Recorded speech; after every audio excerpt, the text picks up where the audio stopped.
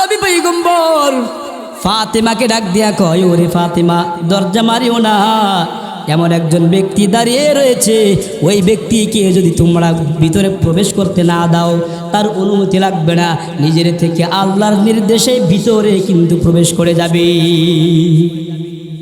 সালাম জানায় দিলেন। আজরাইল সালাম দিল, আসসালামু আলাইকুম। ও পয়গম্বর ভিতরে প্রবেশ করতে চাই। আল্লাহর নবী ফাতেমাকে ডেকে বলে, ও ফাতেমা রে, দরজাটা মেরেছো তুমি, আবার দরজাটা খুলে দাও, দরওয়াজাটা সুন্দর করে খুলে দাও। ফাতেমা দরওয়াজা খুলে দিল। দরওয়াজা খুলে দিয়া সবাই অনুমান করলো আজরাইল যেহেতু এসেছে, মনে হয় আমার বাবাও তো দীর্ঘ 6 মাস থেকে অসুস্থ, মনে হয় আমার বাবাজি আখির জামানার পয়গম্বর দুনিয়ার জমিনে মনে হয় আর থাকবে না। আজরাইল তো একবার আসে, যার বাড়িতে আসে ওই বাড়ি থেকে কিন্তু খালি হাতে আজরাইল ফেরত যায় না। সবাই কান্নাকাটি শুরু করে দিল। আল্লাহ নবী বলল, ফাতেমা রে দাও, দরজা খুলে দাও। দরজা যখন খুলে দিল, সালাম দিয়া অনুমতি নিয়া হযরতে আজরাইল আলাইহিস সালাম আল্লাহর নবীর মাথার পাশে যাইয়া বসলেন। বসার পরে আজরাইল যখন বসলেন, আজরাইলকে ডেকে বলতেছে পয়গম্বরে আরবি, ওরে আজরাইল রে বল, কেন তুই চলে আসলি, কেন আসলি? আজরাইল ডাক দিয়া কয়, ও পয়গম্বর আল্লাহ তাআলা আমাকে 2টা বিধান দিয়ে আপনার কাছে পাঠিয়ে দিয়েছেন। একবার বিধান হইল, আপনি যদি চান কিয়ামত পর্যন্ত আপনি দুনিয়ার জমিনে থাকতে পারবেন, আর যদি বলেন না না দুনিয়ার এই পচা গান্দা দুনিয়ার এই জমিনে আমি থাকতে চাই না, তবে আপনার অনুমতি নিয়ে আপনার রূহটাকে বের করে আমি সরাসরি আল্লাহর কাছে চলে যাব। কথাটা বলতে দেরি আল্লাহ নবী কান্না করতে শুরু করে দিল। আল্লাহ নবী ডাক দিয়া কয়, এ জিব্রাইল রে, আজরাইল রে, আইনা আখি জিব্রাইল, আগে বল আমি অনুমতি দিব রে, আমি দুনিয়ার জমিনে থাকতে চাই না, আমি আল্লাহর কাছে যেতে চাই, আমার হাবিবের সাথে সাক্ষাৎ করতে চাই, আমার মাহবুবের সাথে সাক্ষাৎ করতে চাই, আমি জান্নাতে চলে যেতে চাই, দুনিয়ার জমিনে থাকবো না। তবে একটা কথা রয়েছে, আমার ভাই জিব্রাইল কোথায় রে? জিব্রাইলকে আগে ডাকা দরকার।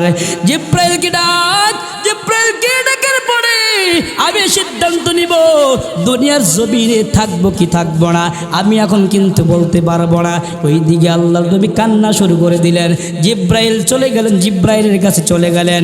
জিব্রাইলের কাছে আজরাইল চলে যাইয়া বলতেছে, ও জিব্রাইল রে, আল্লাহর নবী আপনাকে স্মরণ করেছেন।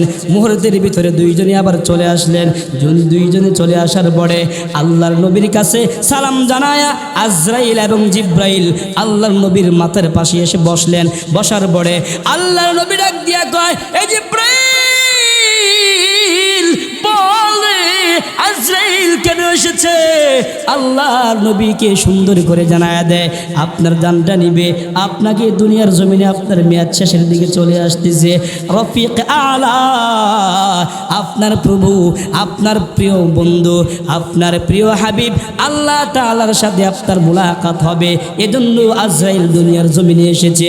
আজরাইল এই জন্য এসেছে, আল্লাহ নবী সুন্দর করে জানায়া দিলেন, এরে জিব্রাইল রে, মেনে নিলাম, বুঝে নিলাম, আমি আমার বন্ধুর সাথে সাক্ষাৎ করব, তবে ওই সবাই পর্যন্ত আমি কিন্তু আমার জান কবজ করার অনুমতি দিব না।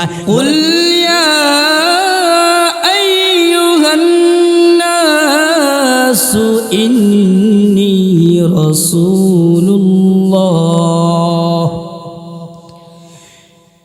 ইন্নী রাসূলুল্লাহি ইলাইকুম জামিআ।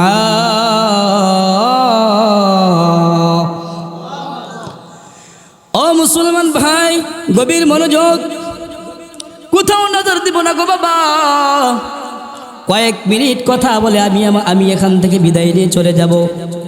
গভীর রজনী হয়ে যাচ্ছে। আল্লাহ পাক রব্বুল আলামিন গভীর রজনীতে আল্লাহর নবী সুন্দর করে হাদিসের মধ্যে বলে গেছেন, রাত যখন গভীর হয় স্বয়ং আল্লাহ পাক রব্বুল আলামিন প্রথম আসমানে, দুনিয়ারই প্রথম আসমানে আগমন করেন। আগমন কইরা বান্দাদেরকে সুন্দর করে ডাকেন, আদর করে ডাকেন।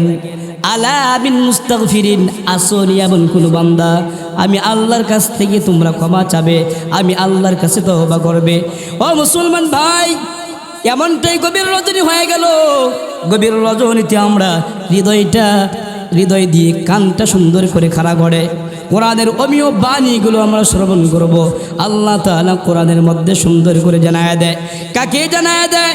কুল ও পয়গম্বর, ও নবী আমার, ও আখিরি জামানার পয়গম্বর, আপনি মানুষের কাছে সুন্দর করে জানায় দেন। কাদেরকে জানায় দিবেন? ইয়া আইয়ুহান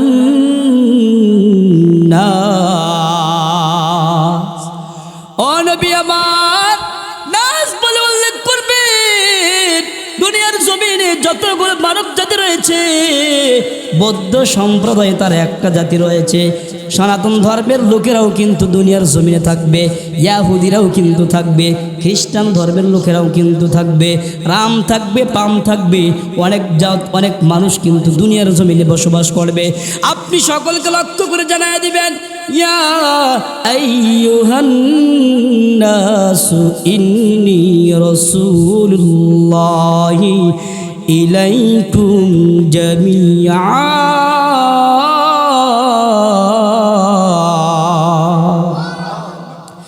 ও নবী আমার, আপনি সুন্দর করে জানিয়ে দিবেন, স্বয়ং আল্লাহ তাআলা আমাকে দুনিয়ার জমিনে পাঠিয়েছেন। কেন পাঠাইছে জানো রে? এমনিতে আমাকে পাঠায় নাই। দুনিয়ার জমিনে, মক্কার জমিনে তোমরা বসবাস করতেছ, তোমাদের জন্য কি হুকুম। মদিনার জমিনে অনেক মানব জাতি রয়েছে, আফগানিস্তানে অনেক মানব জাতি রয়েছে, সিরিয়ার জমিনেও মানব জাতি রয়েছে, হিন্দুস্তান ভারতের ভিতরেও মানব জাতি রয়েছে। সারা পৃথিবীর ভিতরে যেখানে জমিন রয়েছে, যেখানে মানুষ রয়েছে, সকল মানুষকে লক্ষ্য করে আল্লাহর নবী জানায়,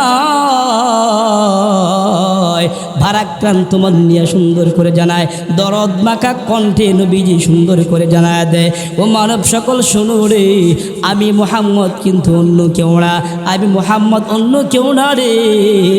ইন্নী রাসূলুল্লাহি ইলাইকুম, আল্লাহর পক্ষ থেকে পাঠানো পয়গম্বর, আমি হলাম আখির জামানার নবী, আখির জামানার পয়গম্বর। ইন্নী রাসূলুল্লাহ ইলাইকুম জামিআ। ও মক্কার লোকেরা শোনো রে, আমি শুধু মক্কার লোকদের তোমরা বসবাস করে দিছো, তোমাদের জন্য রসুল শুধু না, আমি মদিনার লোকদের জন্য শুধু রসুল না, আমি ফিলিস্তিনের মুসলমানদের জন্য শুধু রসুল না, আমি ওই যে তোকে হিন্দুস্তানের মানব জাতির জন্য শুধু রসুল না রে, সারা বিশ্বের ভিতরে যেখানে মানব জাতি রয়েছে, জিন জাতি সহকারে, মানব জাতি সহকারে, সকলের জন্য আমি পয়গম্বর, আমি মুহাম্মদ হইলাম রসুল, আল্লাহর পক্ষ থেকে পাঠানো দূত পয়গম্বর। শুরু কর না সুবহানাল্লাহ। চিন্তা করা যায়? এখন তো আমরা নবীকে ভাগ করছি, কথা কয় না? আমরা বর্তমান মুসলমানরা কিন্তু রসুলকে ভাগ করে নিয়েছি। কেমনে ভাগ করছি? জামাতে ইসলামীরা বলে, উলামায়ে দেওবন্দে ওরা কিন্তু রসুলকে ভালোবাসে না। সুন্নিরা বলে, নামদারি যারা দলে দলে বিভক্ত হয়ে গেছে, ওরা বলে আমাদেরকে ওয়াহাবি বলে গালি দেয়, বলে ওয়াহাবিরা নবীকে কিন্তু তারা ভালোবাসে না। এ ভাই, কেউ মন খারাপ করেন না, বুঝাবার জন্য আমি কিন্তু উদাহরণগুলো দিচ্ছি রে মুসলমান ভাই। আমাদের সমাজের ভিতরে কিছু কিছু মারুফ ভাইয়েরা রয়েছে, কিছু কিছু আলেম রয়েছে, আহলে হাদিস দাবি করে, তারা বলে বেদাতি, আমাদেরকে বেদাতি বলে গালি দেয়, আমাদেরকে বেদাতি বলে গালি দেয়, মাযহাবি বলে গালি দেয়, আরও কত শব্দ বলে গালি দেয়। ওরা সুন্দর করে বলে দেওবন্দীরা, জামাতে ইসলামীরা, এরা নবীজির সুন্নতকে তারা মানে না। একজন আরেকজনকে খালি দোষারোপ করে ভাগ। অথচ আল্লাহ নবী সুন্দর করে জানিয়ে দিলেন, এ মানব সম্প্রদায়, আমি কিন্তু সবার জন্য রসুল, আমি ওয়া মুসলিমের জন্য কিন্তু রসুল। যদি একজন ওয়া মুসলিম নিজের ভুলটা বুঝতে পেরে কালেমা যদি কবুল করতে পারে, আল্লাহর উপর যদি ঈমান আনতে পারে, আমি মুহাম্মাদের উপর যদি ঈমান আনতে পারে, বলেন তো দেখি একজন বেঈমান একজন ওয়া মুসলিম নিজের ভুল বুঝতে পারে যদি কালিমা কবুল করে, কালিমা যদি পাঠ করে, যদি রসুলকে রসুল হিসাবে মেনে নেয়, বলেন তো দেখি ওই লোকটা, ওই ব্যক্তিটা, ওই বান্দাটা, ওই বান্দিটা আল্লাহর নবী পয়গম্বরের উম্মত কি উম্মত না? উম্মত। এজন্য আল্লাহ নবী জানিয়ে দিলেন, সরাসরি আল্লাহ পাক রব্বুল আলামিন কোরআনুল কারীমের ভিতরে আয়াত নাযিল করে জানায়া দিলেন, ইন্নী রাসূলুল্লাহি ইলাইকুম জামিআ।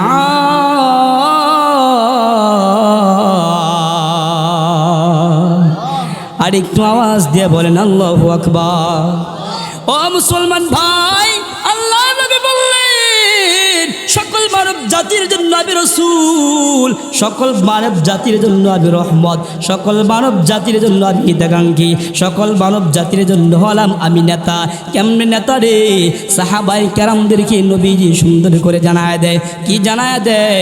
সাহাবায়ে কেরামদেরকে জানায়, ও সাহাবায়ে কেরাম, আনা সাইয়্যিদুন নাস ইয়াউমাল কিয়ামা। ও সাহাবায়ে কেরাম রে, সুন্দর করে শুনে নাও, কিয়ামতের ময়দানে যেদিন হিসাবের দিন, কিয়ামতের ময়দানে, হাসরের ময়দানে, যেদিন আল্লাহ পাক রব্বুল আলামিন নিজে বিচারক হইয়া বিচার কার্যকর যখন শুরু করে দিবে, ওই দিন মানব জাতি তখন একটা নেকির জন্য দৌড়াদৌড়ি শুরু করবে। মানব জাতি মুমিন বান্দারা যখন ভয় করবে, কেমনে ভয় করবে? বলবে, হাই গায়ে আমি তো মনে হয় আল্লাহর পক্ষ থেকে ক্ষমা পাবো না, আমি তো দুনিয়ার জমিনে অন্যায় করেছি, অপরাধ করেছি, আল্লাহর গোলামি করি নাই, নবীর আনুগত্য মানি নাই। আল্লাহর নবী বলেন, কিয়ামতের ময়দানে আমি কিন্তু আনা সাইয়্যিদুন নাসি ইয়াউমাল কিয়ামা, কিয়ামতের দিন আমি পয়গম্বর সকল মানব জাতির জন্য হলাম নেতা। কি বুঝলেন? নবীজি দুনিয়ার জমিনেও আমাদের জন্য নেতা, আখিরাতের জমিনেও নেতা। সুবহানাল্লাহ বলেন। আজ তো সমাজের ভিতরে কিছু মুসলিম দাবি করে, যেটাকে নিয়ে সারা বিশ্ব তুলবার মারামারি কাটাকাটি। কাদিয়ানি নামক কিছু ভাইয়েরা আছেন না, নবীকে রসুল হিসাবে মানে না, নবীকে মানে না, শেষ নবী মানে না। এই বিষয় নিয়ে আলোচনা করলে অনেক লম্বা আলোচনা, ওই দিকে যাবে না। তাই নবীজি কি বলেছেন? নবীজি সকল মানব জাতির জন্য রসুল, পয়গম্বর, দুনিয়ার জমিনেও নেতা, আখিরাতের জমিনেও নেতা। সেই নবী মানব জাতির হেদায়েতের জন্য, মানব জাতি কিভাবে ইসলাম কবুল করবে, ইসলাম কবুল করে জান্নাতে যাবে, আল্লাহ তাআলার পক্ষ থেকে ক্ষমা পাবে, এই বিষয় নিয়ে দুয়ারে দুয়ারে মক্কা মদিনায় বিভিন্ন জায়গায় সাহাবায়ে কেরামদেরকে পাঠিয়ে ইসলামের প্রসার করেছেন, যে ইসলামটা কোথায় মক্কা, কোথায় মদিনা, মক্কার ইসলাম আজকে আমাদের বাংলাদেশে এসেছে। সুবহানাল্লাহ বলেন না? আলহামদুলিল্লাহ বলেন। চিন্তা করা যায়, মক্কার ইসলাম আজ আমাদের মাঝে এসেছে। কেন? এই জন্য নবীজি বলেছেন, আমি তো সমস্ত মানুষের জন্য রসুল, দূত, আর ইসলামটা দিয়েছে আমাকে, এটা আমার প্রচার করতে হবে। প্রচারিত হয়েছে, এমন কোনো জায়গা নাই যেখানে ইসলামের প্রচার, ইসলামের সংবাদ, ইসলামের বিধিবিধান পৌঁছে নাই। প্রত্যেকটা জায়গায় গিয়েছে। ভাইয়েরা আমার কষ্ট হচ্ছে, আরও চালাবো কিছুক্ষণ, অল্প কয়েক মিনিট। তো সেই নবীজি দুনিয়ার জমিনে থেকে যখন চলে যাবে, চলে যাওয়ার আগ মুহূর্ত কি অবস্থা হয়েছে, এই রেফারেন্সটুকু দিয়ে আমি চলে যাবো, কিন্তু বিদায় নিই সংক্ষিপ্ত সময়। এর আগে অনেক ইতিহাস উম্মতের কাছে যায়, উম্মত বরং চড়াও হয়ে, রাগ হয়ে, গুসা হয়ে নবীজির উপর আক্রমণ শুরু করছে। ইতিহাস অনেক লম্বা, ওই দিকে যাব না। তবে যারা চড়াও হয়েছিল, ইসলাম কবুল করতো না, যারা করতো, এদের জন্য রসুল কি পরিমাণ যে কান্না করেছেন, উদাহরণ একটা দিয়ে চলে যাই। কখন? নবীজি যখন ইন্তিকাল করবেন, ইন্তিকালের আগ মুহূর্ত 6 মাস উনি অসুস্থ ছিলেন। বলেন তো দেখি, কেউ যদি মারা যায়, মারা যাওয়ার আগে অনুভব হয় না আমি মনে আর বাঁচব না, অনেক কি জবান দিয়ে বলেই ফেলে। কয়েকদিন আগে আমাদের বাংলাদেশের কুমিল্লা, নোয়াখালী, লক্ষ্মীপুর সম্ভবত বাড়ি, ডক্টর আল্লামা লুৎফর রহমান সাহেব মারা গেছেন। উনি কয়েকদিন আগে ভিডিওটা ফেসবুক, নেট, এরপরে ইউটিউব, ফেসবুক সব জায়গায় শুধু ভাসমান এই ভিডিওটাই, যে আমি মনে হয় আর বাঁচবো না, আগামী রমজান আপনাদের সাথে কাটাইতে পারবো কি পারবো না আমি বলতে পারতেছি না, তবে আমার মন সাক্ষী দিচ্ছে আমার ভিসা শেষ হয়ে যাচ্ছে। চিন্তা করছেন? এটাই বাস্তবতা। যখন মানুষ মারা যাবে তার জবান দিয়ে অটোমেটিক বলে আসবে, মানে চলে আসবে, আমি আর মনে থাকবো না। তো নবীজি যখন মারা যাবে 6 মাস আগে, নবীজির তো একটা নিয়ম শৃঙ্খলা ছিল, এক এক বিবির কাছে এক এক সময় থাকতো। তো অসুস্থ, তখন উনি সবাইকে ডাক দিয়া বললেন, আমি যেহেতু অসুস্থ, এক কাজ করো, নবীজি আমাদের আম্মাজান আয়েশাকে বেশি ভালোবাসতো, মহাব্বত করতো, তা আমি ওর কাছে থাকি, সবাই আমার ওখানে থাকবা, সবাই আমি ওর কাছে কয়েকটা দিন থাকতে চাই। তো সবার পরামর্শের ভিত্তিতে, সবার অনুমতিক্রমে আম্মাজান আয়েশার ঘরে উপস্থিত ছিলেন। ওই মুহূর্তে সবাই ওখানে, রাসূল অসুস্থ, আমাদের নবীজি সাল্লাল্লাহু আলাইহি ওয়াসাল্লামের আদরের কন্যা হাসান হুসেন রাদিয়াল্লাহু তাআলা আনহুমা, ওনার আম্মা হযরত ফাতেমা রাদিয়াল্লাহু তাআলা আনহা, উনিও উপস্থিত ছিলেন।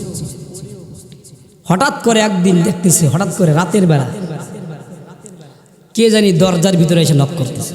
সুবহানাল্লাহ কোন না, নক করতেছে, কিসের নক? ভিতরে প্রবেশ করবে। ওই মুহূর্তে আল্লাহ নবী পয়গম্বর হাসান হুসেন রাদিয়াল্লাহু তাআলা আনহুমার মা ফাতেমা রাদিয়াল্লাহু তাআলা আনহাকে ডেকে বলে, ও মা গো, যাও তুমি দরজার কাছে চলে যাও, দেখো কে জানি ভিতরে প্রবেশ করার জন্য অনুমতি চাইতেছি। দেরি করে নাই, দরওয়াজাটা যখন খুললো, খোলার পর দেখলো এমন একজন মানুষ ওখানে দাঁড়িয়ে রয়েছে।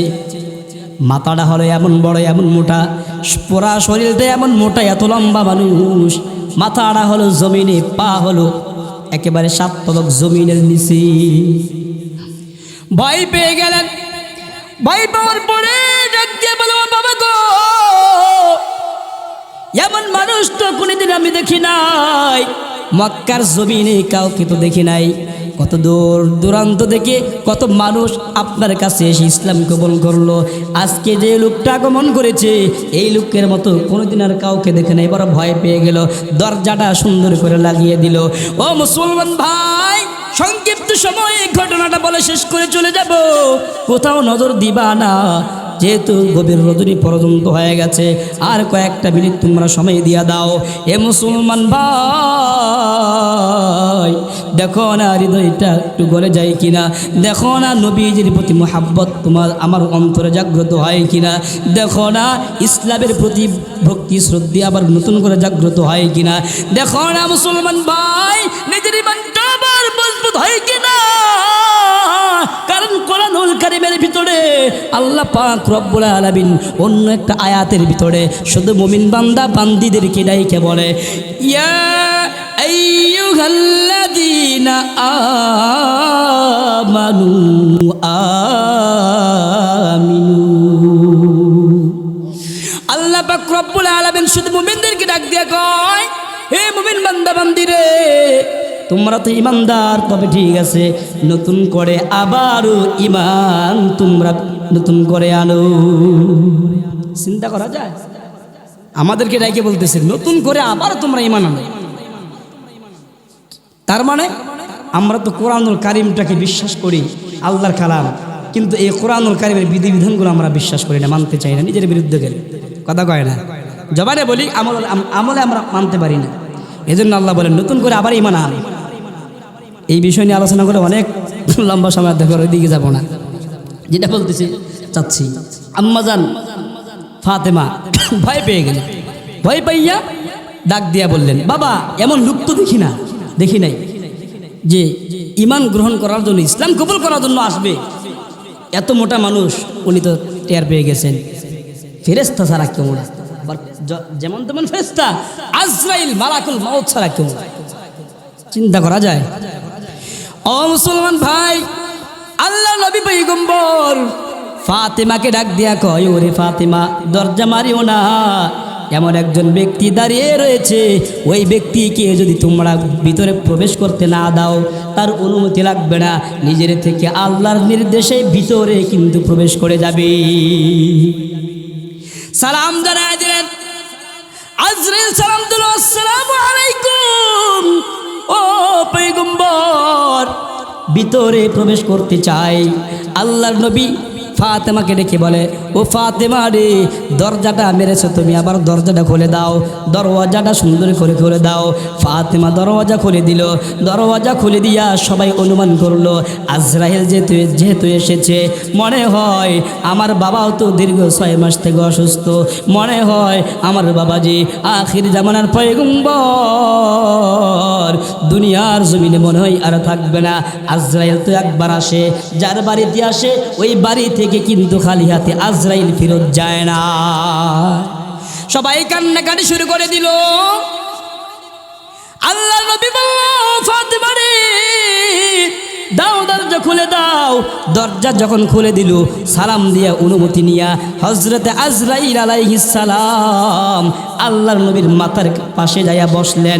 বসার পরে আজরাইল যখন বসলেন, আজরাইলকে ডেকে বলতেছে পয়গম্বরে আরবি, ওরে আজরাইল রে, বল কেন তুই চলে আসলি, কেন আসলি?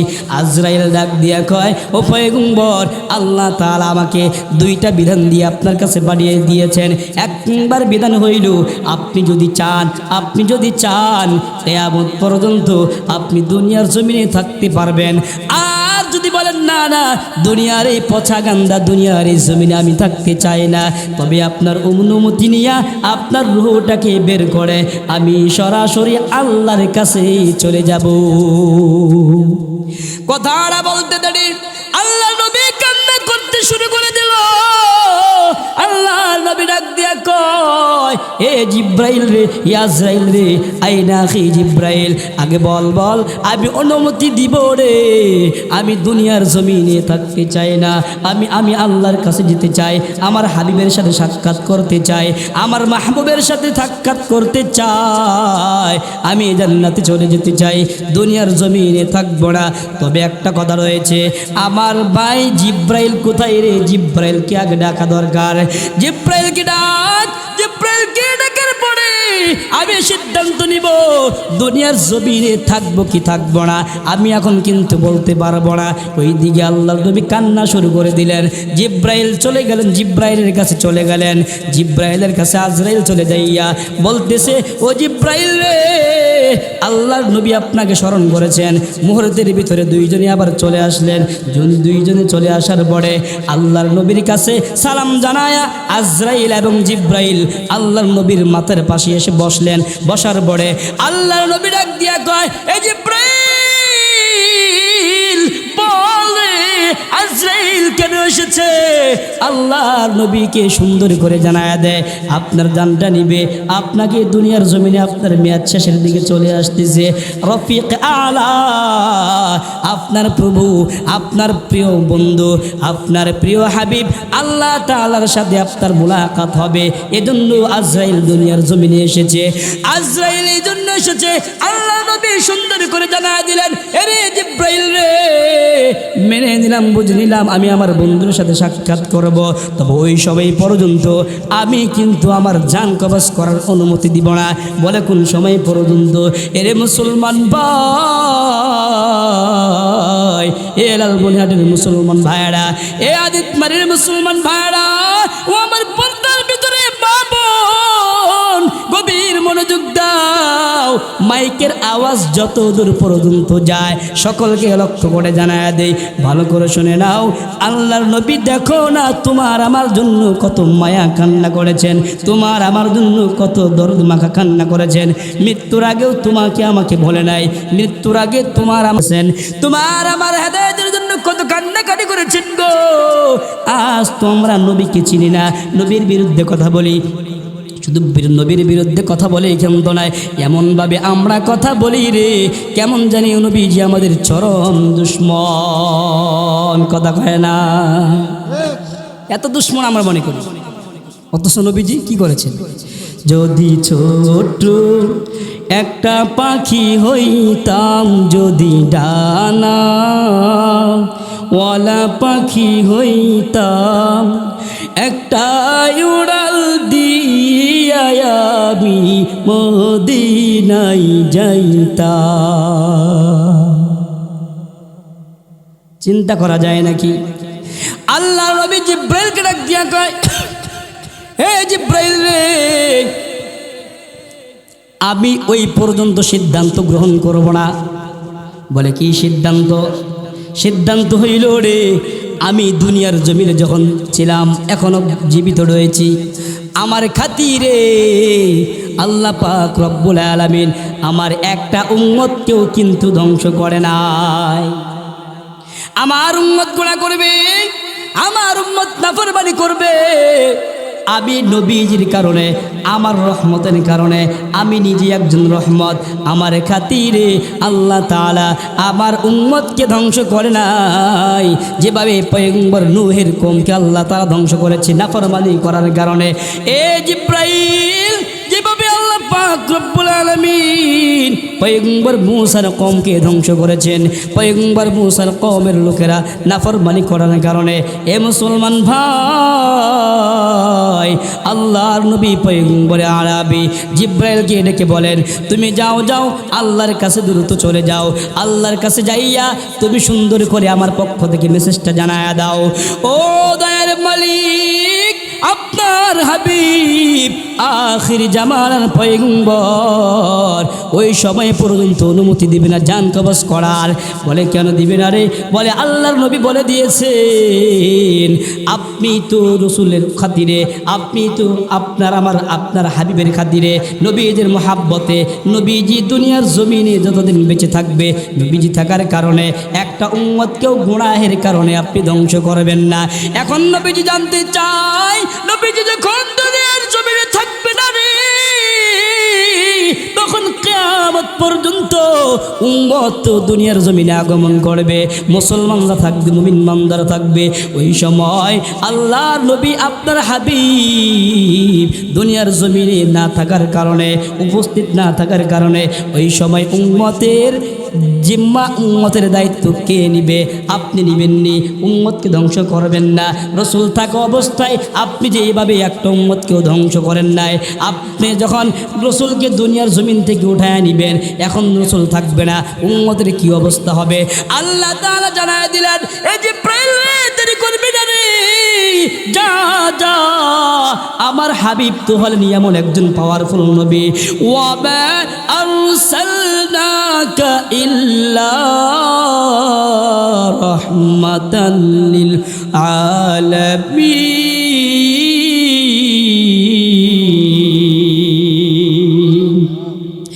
আল্লাহ পাক রব্বুল আলামিন ডাক দিয়া কয়, হে জিব্রাইল, যা যা, আমার হাবিবের কাছে জলদি করে চলে যা।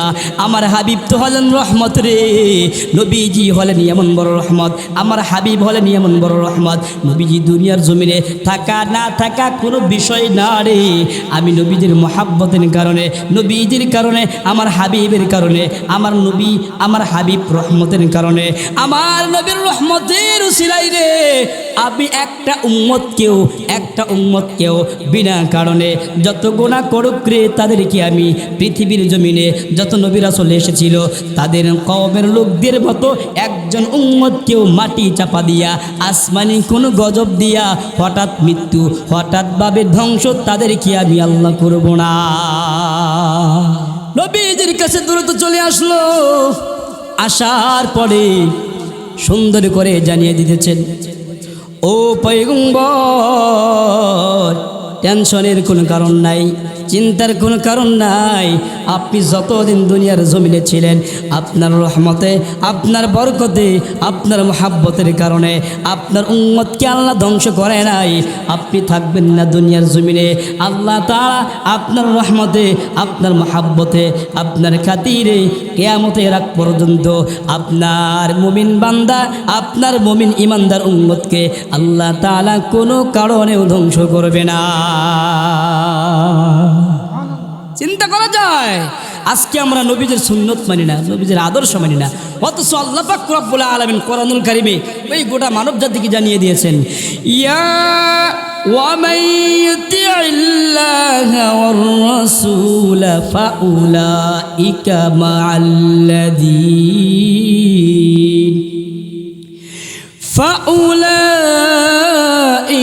مع الذين أنعم الله عليهم من النبيين والصديقين والشهداء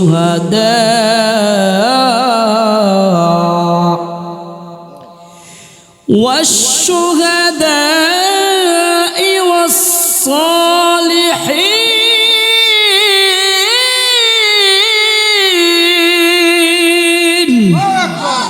আল্লাহ পাক রব্বুল আলামিন কুরআনুল কারীমের আয়াতের ভিতরে সুন্দর করে জানিয়ে দেয়, এ আমার গুনাহগার বান্দারা রে, ভালো করে শুনে নাও, আমি আল্লাহকে তোমরা যদি আনুগত্য করতে পারো, আমি আল্লাহর হুকুম যদি তোমরা মানতে পারো, আমার নবী পয়গম্বরের অনুসরণ যদি তোমরা করতে পারো রে, আমি আল্লাহ ওয়াদা দিলাম যে সমস্ত বান্দাদেরকে আমি আল্লাহ তাআলা জান্নাতে যাওয়ার রাস্তা নিয়ামত দান করে দিলাম। হেদায়েত নামক যে নিয়ামত তাদেরকে আমি দিয়েছি, তোমাদেরকেও আজও আমি ওই নিয়ামত দান করব। কিসের নিয়ামত? আল্লাহ তাআলা বলেন হেদায়েতের নিয়ামত, ইহদিনাস সিরাতাল মুস্তাকিম, সিরাতে মুস্তাকিমের নিয়ামত, জান্নাতে যাওয়ার রাস্তার নিয়ামত। আল্লাহ তাআলা জানায় দেন এই নিয়ামতটা আমি 4 শ্রেণীর বান্দাদেরকে দিয়েছি। 1 নম্বর হইল মাআল্লাযীনা আনআমাল্লাহু আলাইহিম মিনান নাবিয়্যিনা, 1 নাম্বার দুনিয়ার জমিনে যত নবী রাসূল আমি আল্লাহ পাঠিয়েছি, হেদায়েত অর্থাৎ সিরাতে মুস্তাকিম এই রাস্তাটা তাদেরকে দান করেছি, এই নিয়ামতটা তাদেরকে দান করেছি। এই রাস্তার মধ্যে চলার কারণে আজকে তারা জান্নাতি হয়ে গেছে। আজও যদি কোনো মুমিন বান্দা বান্দি আমি আল্লাহর আনুগত্য করে আমার নবীকে যদি অনুসরণ করতে পারে রে, নবীদের কাতারে আমি আল্লাহ তাআলা হাসরের ময়দানে তাদেরকে দাঁড় করাইয়া সরাসরি আমি আল্লাহর জান্নাতে প্রবেশ করাইয়া দিব। এ মুসলমান ভাই, গভীর মনোযোগ, কয়েক মিনিট এখান থেকে বয়ান শেষ করে চলে যাব। সংক্ষিপ্ত সময়ে কথাগুলো বয়ান করে দিছি, অনেক লম্বা সময় নিয়ে আলোচনাগুলো করার দরকার ছিল, কিন্তু ভাই সময়ের সংক্ষেপ, গভীর রজনী হয়ে গেছে, আর দেরি করব না, কয়েক মিনিটে শেষ করে দিব। ও মুসলমান ভাই, আল্লাহ তাআলা সরাসরি কোরআনুল কারীমে বলেন আমি আল্লাহ তাআলা 2 নাম্বার যে শ্রেণীর মানুষদেরকে জান্নাতের নামক জান্নাতে যাওয়ার রাস্তা সিরাতে মুস্তাকিম নামক যে নিয়ামতটা দান করেছি, জান্নাতে যাওয়ার যে রাস্তাটা দান করেছি, তারা অন্য কেউ না, ওয়াসিদ্দিকিন। দুনিয়ার এই জমিনে যারা আমি আল্লাহকে সত্য হিসেবে ঘোষণা করে দিয়েছে, আমি আল্লাহর ঈমান গ্রহণ করেছে, আমি আল্লাহ তাআলা যে বিধানগুলো নাজিল করেছি, কিতাব নাজিল করেছি, যে নবী রাসূল পাঠিয়েছি, সকলকে সত্যায়ন করে চলেছে। আল্লাহ তাআলা বলেন এই সমস্ত সত্যবাদী বান্দা বান্দীদের কাতারে আজও যদি কেউ আমি আল্লাহর আনুগত্য করে, আমি আল্লাহ তাআলার পক্ষ থেকে পাঠানো নবী, আখির জামানার নবী আমার হাবিব মুহাম্মদ মুস্তাফা সাল্লাল্লাহু আলাইহি ওয়াসাল্লামকে যদি কেউ অনুসরণ করতে পারে, তাদেরকে আমি ওই সিদ্দিকিনদের কাতারে হাসরের ময়দানে দাঁড় করাইয়া তাদের সাথে জান্নাতে আমি প্রবেশ করাইয়া দিব। 2 নাম্বার হইল যাদেরকে আল্লাহ তাআলা জান্নাতে যাওয়ার রাস্তা দান করেছেন, সিরাতে মুস্তাকিম দান করেছেন, হেদায়েত দান করেছেন, সরাসরি যাদেরকে আল্লাহ তাআলা জান্নাতি বলে ঘোষণা করে দিয়েছেন। 3 নম্বর দল হইল ওয়াসিদ্দিকিনা ওয়াশুহাদাই, যারা আল্লাহর জমিনে ইসলাম কায়েম করার জন্য, আল্লাহর বিধান কায়েম করার জন্য, ইসলামটা কিয়ামত পর্যন্ত একেবারে জারি থাকার জন্য, খেলাফত কায়েম করার জন্য অমুসলিমদের সাথে বেঈমানদের সাথে যারা লড়াই করেছে তাদেরকে বলা হয় শহীদ, বলা হয় শহীদ বলা হয়। আল্লাহ বলেন আজও যদি কোনো বান্দা বান্দি যদি আমি আল্লাহ তাআলার আনুগত্য করতে পারে, আমার হাবিবের অনুসরণ যদি কেউ করতে পারে রে, আমি আল্লাহ তাআলা ওই বান্দা বান্দিকে জান্নাতে যাওয়ার রাস্তা যাদেরকে দিয়েছি, অর্থাৎ শুহাদায়ে কেরাম যারা শহীদ হয়েছে, যাদের জীবনটা আমি আল্লাহর রাস্তায় দান করেছে, তাদের কাতারে হাসরের ময়দানে দাঁড় করায়া তাদের সাথে সরাসরি জান্নাতে ঢুকায়া দিব। এ মুসলমান ভাই, শেষ নম্বর কথা, 4 শ্রেণীর বান্দাবান্দিদেরকে আল্লাহ তাআলা নিয়ামত দিয়েছেন, জান্নাতে যাওয়ার রাস্তা নিয়ামত। চতুর্থ নাম্বার হইল দুনিয়ার জমিনে যারা নেককার, ঈমান আনয়ন করার পরে ইসলাম যারা পালন করে, ইসলামের বিধিবিধান যারা পালন করে, কেমনে পালন করে? আল্লাহ যেভাবে বলেছেন সেভাবে, নবীজি যেভাবে করে দেখিয়ে গেছেন সেভাবে আল্লাহ তাআলা জানায়া দেয়, আজও যদি কোনো বান্দা বান্দি যদি আমি আল্লাহর আনুগত্য করে, আমার হাবিবকে যদি অনুসরণ করতে পারে রে, যেই সমস্ত বান্দাবান্দি সালেহিন নেককার দুনিয়ার জমিনে নেককার ছিল, তাদের সাথে হাসরের ময়দানে হাসর নাসর করায়া আমি আল্লাহ তাআলা জান্নাতে তাদেরকে প্রবেশ করায়া দিব। চিন্তা করেছেন? এখানেও সেই রাসূলের কথা। আমরা তো এখন রাসূল থেকে দূরে, কোরআন থেকে দূরে, ইসলাম থেকে দূরে, ইসলামের প্রত্যেকটা বিধান থেকে আমরা আজ দূরে। ভাইয়েরা আমার, আমরা এখানে যারা রয়েছি মৃত্যু পর্যন্ত, আমরণ পর্যন্ত আল্লাহ এবং রাসূলের আনুগত্য করতে কারা কারা রাজি আছে? হাত তুলে আল্লাহকে দেখায় দেয়। নারায়ে তাকবীর, নারায়ে তাকবীর। আল্লাহ তুমি আমাদের সকলকে কবুল করে বলি আমিন। ভাইয়েরা আমার, সংক্ষিপ্ত সময়ে যে কথাগুলো বললাম, মূল কথা হইল নবীজি সবার জন্য হলেন রসুল। যদি কেউ বলে আরে কাফেরের জন্য তো নবীজি রসুল না, আরে একজন মুশরিকের জন্য তো রসুল না, না তার কাছে ইসলাম বাণী পৌঁছাইতে হবে, নবীজি নাই আমাদের দায়িত্ব। এরা যদি ভুলটা বুঝতে পারে ইসলাম কবুল করে, সেও নবীজির উম্মত হয়। সকল মানব জাতির জন্য রসুল হলেন। ভাইয়েরা আমার, কষ্ট লাগলো? কষ্ট লাগলো? আমরা এখন থেকে নবীজির ওয়ারিস হয়ে নবীজির এই দায়িত্বটা, রিসালাতের এই বাণীগুলো আমরা এখন থেকে গ্রহণ করব এবং মানব জাতির কাছে দাঁড়িয়ে দাঁড়িয়ে গিয়ে আমরা যাকে যেখানে পাই আমাদের সম্ভব অনুযায়ী, আমাদের সামর্থ্য অনুযায়ী ইসলামের দাওয়াত দেব ইনশাআল্লাহ। ভাইয়েরা আমার, সামনে যেহেতু রমজানুল মুবারক, রমজান চলে আসতেছে, এই রমজানুল মুবারক বিষয়ে আলোচনা করার দরকার ছিল। আমাদের ওলামায়ে কেরাম হযরত কয়েকদিন কথা বলেছেন রমজান সম্পর্কে, আগামীকালকেও কথা হবে, এর পরের দিনে কথা হবে। আশা করি আমরা সবাই রমজানুল মুবারকের প্রত্যেকটা বিধান আমরা পালন করব। রমজান মাসের রোজাগুলি আমরা সুন্দরভাবে যথাযথ নিয়মে আদায় করার চেষ্টা করবো ইনশাল্লাহ। রমজান সম্পর্কে একটি সঙ্গীত আপনাদেরকে উপহার দিয়ে আমি এখান থেকে চলে যাব। রমজানের ওই রোজা রাখো, রমজানের ওই রোজা রাখো, গুনাহ যাবে ঝরিয়া, এলো রমজান রহমত লইয়া, এলো রমজান মাগফিরাত লইয়া। রমজানের ওই রোজা রাখো, রমজানের ওই রোজা রাখো, গুনাহ যাবে ঝরিয়া, এলো রমজান রহমত লইয়া, এলো রমজান মাগফিরাত লইয়া। পবিত্র এই রমজান মাসে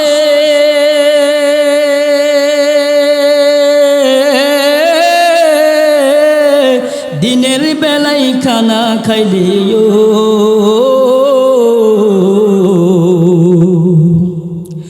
পবিত্র এই রমজান মাসে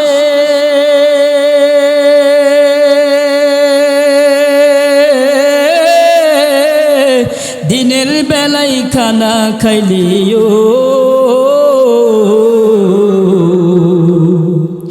আল্লাহ তাআলা দিবেন গজব, আল্লাহ তাআলা দিবেন গজব, বিপদ আসবে দৌড়াইয়া, এলো রমজান রহমত লইয়া, এলো রমজান মাগফিরাত লইয়া। পবিত্র এই রমজান মাসে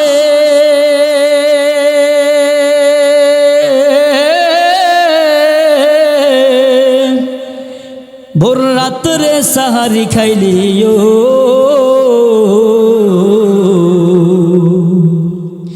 পবিত্র এই রমজান মাসে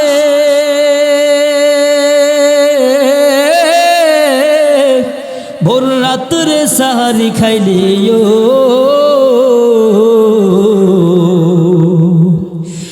প্রতি লোকমাই দিবেন সওয়াব, প্রতি লোকমাই দিবেন সওয়াব, আমল নামাই লেখিয়া। এলো রমজান রহমত লহিয়া, এলো রমজান মাগফিরাত লইয়া, এলো রমজান নাজাত লইয়া।